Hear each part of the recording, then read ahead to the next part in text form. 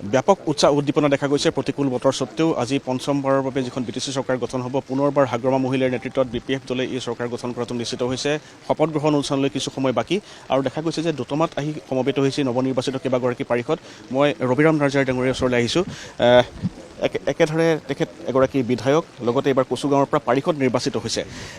আশা কৰাতকৈও বহুত বেছি 28খনকৈ আসনত আপোনালোকে দখল কৰিলে কি মেজিক চলিল আচলতে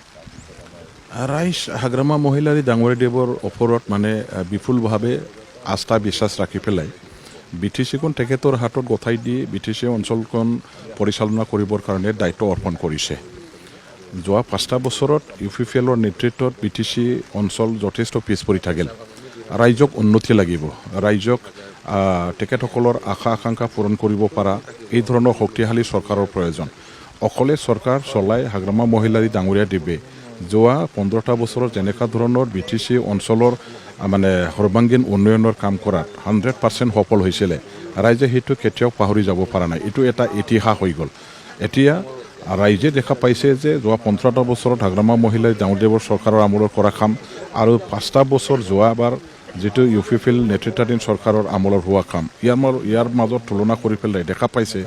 যে অঞ্চল যথেষ্ট পিছ পৰি আছে ৰাইজৰ আশা আকাংক্ষাবিলাক পূৰণ কৰিব পৰা নাই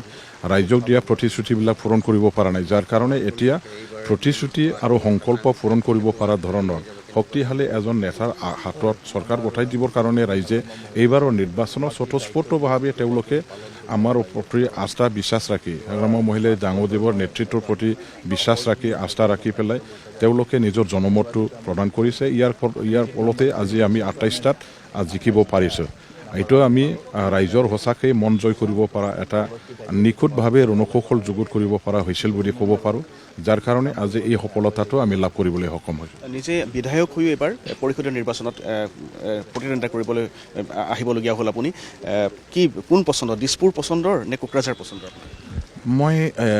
নেতৃত্বৰ ওপৰত নিৰ্ভৰ কৰি পেলাই কাম কৰা এজন সাধাৰণ ব্যক্তি হয় আমাৰ নেতৃত্বই হাইকমাণ্ডে বিটিচি অঞ্চলত বিপিএফৰ চৰকাৰ গঠন কৰাৰ স্বাৰ্থতে যি মানে গোটেই সমষ্টিবিলাকৰ আমাৰ জিকাই আনিবৰ কাৰণে নিখুঁতভাৱে এটা ৰণকৌশল আমি যুগুত কৰিলোঁ আমি সকলোৱে জানো যে কচুগাঁও সমষ্টি যোৱা 10টা বছৰত আমাৰ বিপিএফৰ হাতত নথকাৰ কাৰণে এবাৰ হীৰাচৰণীয়াৰ হাতত আৰু এবাৰ ইউপিপিএলৰ হাতত থাকি এই সমষ্টিখন যথেষ্ট পিছ পৰি আছে ৰাইজে এটা এই সমষ্টিৰ পুনৰুদ্ধাৰৰ কাৰণে সিদ্ধান্ত ল'লে আৰু নেতৃত্বৰ ওপৰত এটা হেঁচা প্ৰয়োগ কৰিলে যে আমাৰ বৰ্তমানৰ ষ্টিং MLA মকে কেণ্ডিডেট হিচাপে মানে বিচাৰিছে আৰু এই হিচাপে আমাৰ হাইকমাণ্ডে মোক কেণ্ডিডেট হিচাপে তাতে থিয় কৰালে আৰু ৰাইজৰ আশীৰ্বাদত মই জিকি আহিছোঁ এতিয়া সমষ্টি ৰিকভাৰ কৰা এইটোহে মাত্ৰ মোৰ দায়িত্ব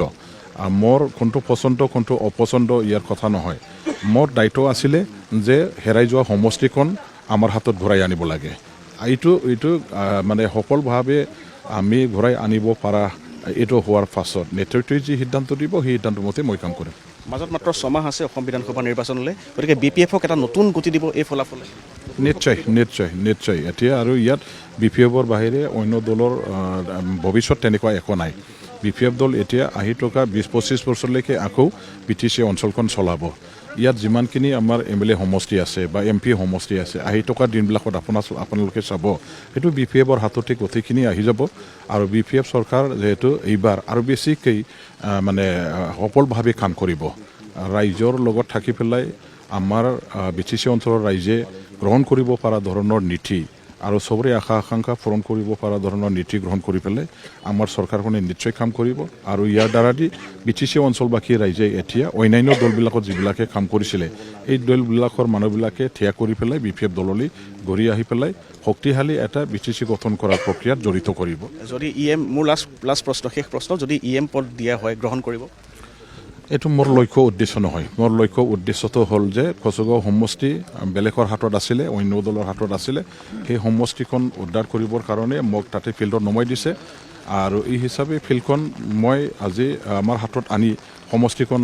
ঘূৰাই আনি আমাৰ হাতত ল'ব পাৰিছোঁ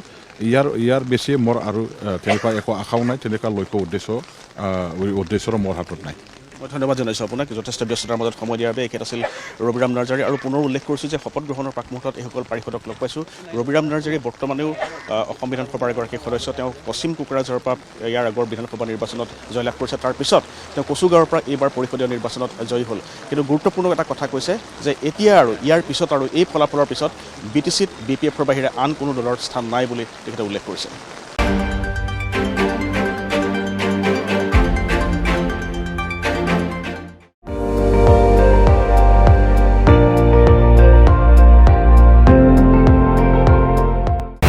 আপুনি চাই আছে ND24